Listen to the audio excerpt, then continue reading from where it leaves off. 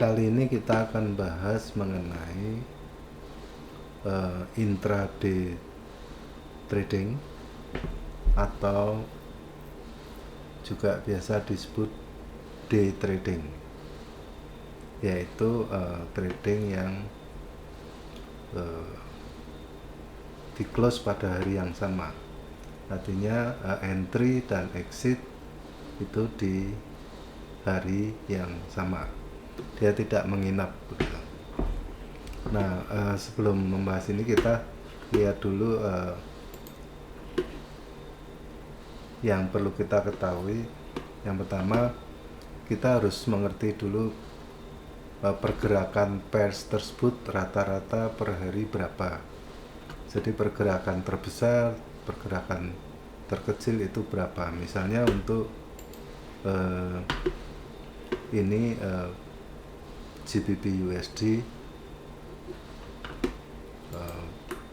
misalnya di sini ya, ini pakai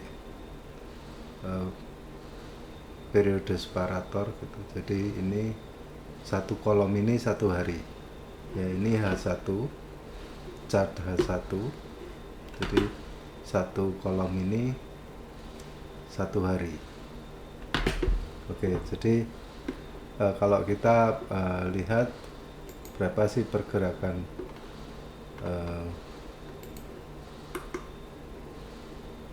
misalnya di sini, ini kolom ini, maka dia bergerak 550 pips. Kemudian di hari yang ini dia bergerak 876. Di hari ini dia bergerak 1100 gitu. Jadi kalau tidak ada kejadian yang luar biasa, maka kira-kira GBP USD itu satu hari bergerak sekitar 1300 ya, 1300 sampai 1500 yang terbesar, dan yang terkecil ya rata-rata sekitar 500-600 pip gitu. Nah, ini ada yang cukup besar di sini. Ya, ini tetap aja 1400, yang di sini ini high low-nya 1500 gitu. Nah, kemudian mengapa kita perlu tahu berapa besar high low per hari ya, pergerakan tiap hari, terbesar dan terkecilnya berapa. Ini kaitannya dengan posisi kita, posisi entry kita di mana, dengan stop loss berapa, dan yang penting lagi adalah target profit kita berapa. Karena kalau target profit kita itu misalnya mencapai 2000 pips, itu tidak realistis. Artinya tidak mungkin bisa, atau kebanyakan tidak akan selesai pada hari tersebut. Artinya itu sudah lewat hari pasti ya. Jadi ini tidak realistis. Jadi kalau untuk day trading itu kita harus ukur target profitnya berapa gitu, berapa pips ya. Nah, jika TP terlalu besar tentu harus ditunggu beberapa hari, dan berarti ini berubah dari day trading menjadi swing trading. Artinya dia akan menginap dari beberapa hari gitu. Nah, yang kedua yang kita harus perhatikan juga bahwa ketersediaan waktu trading ya, ini khususnya untuk monitor untuk apa? Untuk apakah ada sinyal entry di mana kita bisa masuk dengan baik gitu, sesuai dengan rule technical, dan juga untuk exit ya. Untuk exitnya kita, apakah kita monitor atau kita menggunakan sistem, misalnya pakai, sudah kita set TP, kemudian kita pakai trailing stop gitu ya. Nah, kecuali kita menggunakan set and forget. Cuma set and forget ini kalau misalnya pada hari yang sama tidak tercapai TP-nya, maka dia akan menginap juga gitu, sampai ke hari berikutnya, sehingga tidak bisa disimpulkan itu untuk termasuk day trading. Nah, kalau kita perhatikan di chart ini ya, misalnya ini kita lihat di downtrend ya, downtrend H1 yang agresif ini. Nah, kita ambil contoh misalnya kalau di sini ya, ini selesai jam 4 pagi, jadi ini mungkin jam 4, 5, 6, 7, 8, 9, 10, 11, 12, sekitar jam 2 ya, dimana London Session Open ini dia mulai bergerak begitu ya. Nah, kalau memang kita masuk di candle yang ini, kita besarkan, masuk candle berdasarkan ini, karena ini ada impuls ya, kecil-kecil besar, tadinya impuls bullish, kemudian dibalik dengan impuls candle ini yang bearish. Nah, mungkin kita bisa masuk di sini ya. Nah, kalau untuk entry seperti ini ya, memang kita bisa mencapai risk reward misalnya 1:3. Nah, ini kena ya. Tetapi apakah pada saat candle ini muncul itu kita sedang monitor market atau tidak? Kalau tidak, mungkin kita baru monitor di candle yang ini, jadi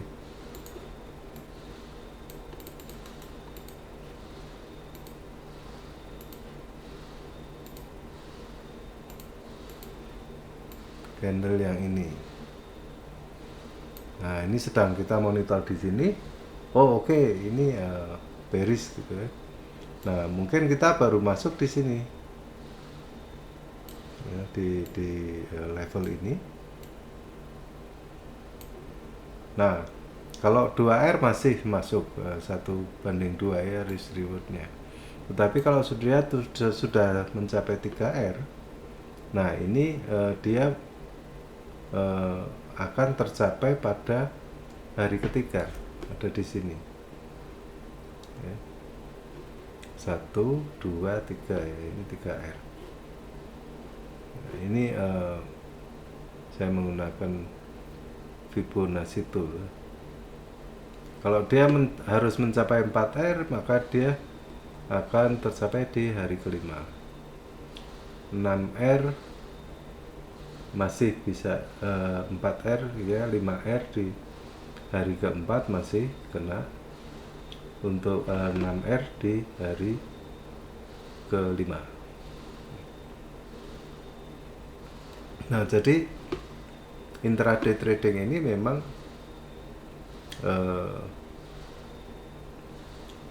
tidak bisa mentargetkan profit yang terlalu besar kalau memang harus close pada hari itu ya. Misalnya kalau kita ambil ini lagi kejadian ada impuls gitu, bearish, mungkin kita stop lossnya bisa kita ambil di sini ya, di atas swing itu. Nah, ini kita profitnya hanya 1R gitu. Lalu ada lagi misalnya kalau kita pas monitor yang ini, candle ini ya, candle ini kalau kita lihat dia pada volume yang rendah, setelah volume tinggi, volume rendah, tapi dia bearish gitu, sehingga ini sinyal yang bagus. Nah, major trendnya ini kan downtrend, jadi kita lebih akan berpikir atau hanya masuk dengan posisi sell. Nah, ini kalau kita misalnya masuk di sini, pas dapat di sini, oh 2R pun ini belum kena nih, karena masih ada spread ya, spread 13 poin, sehingga mungkin baru hari kedua juga target profit kita kena gitu. Nah, ini yang menyebabkan day trading itu memang tidak bisa profit yang besar gitu. Kecuali day trading tersebut berupa news trading gitu. Jadi news trading itu kan pergerakannya cepat, sehingga kita bisa mendapatkan profit yang cukup besar, 2, 3, 4 R dalam waktu yang cepat, khususnya untuk news yang memang besar gitu ya. Nah, disinilah tantangan untuk day trading, sehingga sebetulnya day trading ini metode trading yang cukup berat gitu ya. Kalau kita zoom in ke M30, artinya setengah jam, ini pun juga tidak semudah yang, atau target profitnya kita tidak bisa setting terlalu besar ya. Kalau terlalu besar ya tetap kita harus menginap pada hari berikutnya. Nah, kalau memang kita itu tradingnya hanya day trading, maka memang kita tidak bisa mentargetkan profit yang terlalu besar, rewardnya terlalu besar. Nah, kemudian kaitannya dengan pyramiding. Kalau kita ambil pyramiding dengan daily chart, misalnya ini daily chart nih untuk GBP USD ya. Maka pyramiding yang kita lakukan ini bisa makan waktu berbulan-bulan gitu ya, karena misalnya ini uptrend ya, kita masuk di sini, ini ada piercing line masuk, kemudian di sini kelihatan zigzag, kemudian ini ada piercing line lagi, mungkin masuk di sini ya, naik terus balik lagi, di sini ada lagi piercing line. Nah, ini sudah berbulan-bulan ini kalau kita menggunakan time frame daily. Nah, kalau kita lihat di time frame H4 ini, nah ini satu kolom ini kan 1 minggu ya, 1 minggu 5 hari trading, setiap harinya ada 6 H4, berarti ada 30 candle dalam satu kolom ini gitu. Ini masih masih bisa kita gunakan gitu, lebih cepat untuk pyramiding. Tentu lebih bagus lagi kalau kita menggunakan H1 ya. Mana tadi?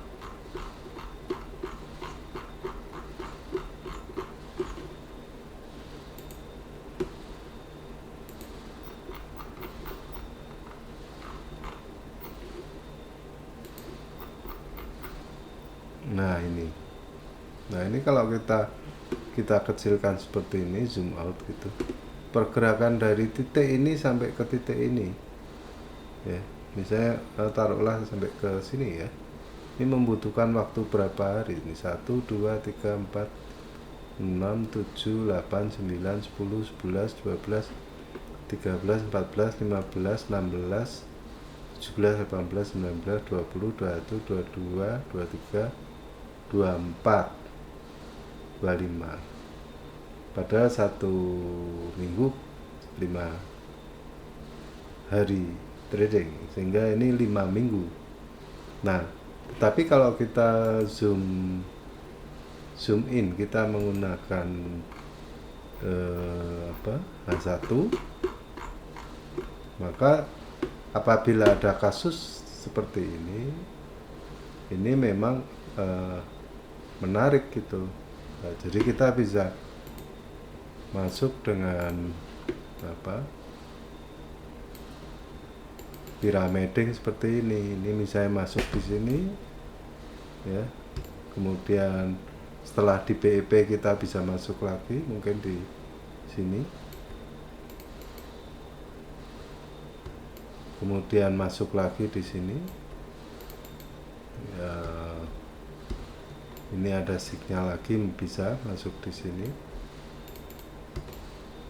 Ada sinyal di sini, bisa masuk di sini. Kemudian stop out ada di sini. Sehingga kalau kita ambil risk rewardnya, rasionya ini mencapai 7, yang ini 7R, yang ini mungkin 6R, ini 4, hingga sampai di sini ini akan besar gitu. Nah, kalau memang kita bisa berhasil memperoleh atau probability bisa mencapai pyramiding beberapa kali per tahun, itu sangat bagus, sangat profitable gitu. Artinya bahwa karena trading kan profitnya akumulasi gitu. Sehingga kalau ada sederetan pergerakan yang memang kita bisa risk rewardnya besar gitu, nah itu bisa menguntungkan sangat besar untuk menutup posisi-posisi yang loss gitu. Nah, apalagi kalau ini dihubungkan dengan challenge compound factor, ya, sehingga ini sederet ini bisa besar sekali ini kenaikan capitalnya gitu. Nah, kurang lebih seperti itu untuk intraday trading. Jadi sekali lagi, intraday trading itu sebetulnya metode trading yang tidak bisa menghasilkan profit yang risk reward yang besar, tidak bisa menghasilkan profit yang cukup besar, dan memang waktu yang digunakan untuk trading menjadi banyak sekali, ya. Tentu kita bisa monitor market itu mulai London session, ya, biasanya jam 2 gitu. Nah, khususnya kalau ada news trading, kalau ada news itu kita lebih bisa masuk market berdasarkan news gitu. Nah, terutama yang mengikuti tren gitu.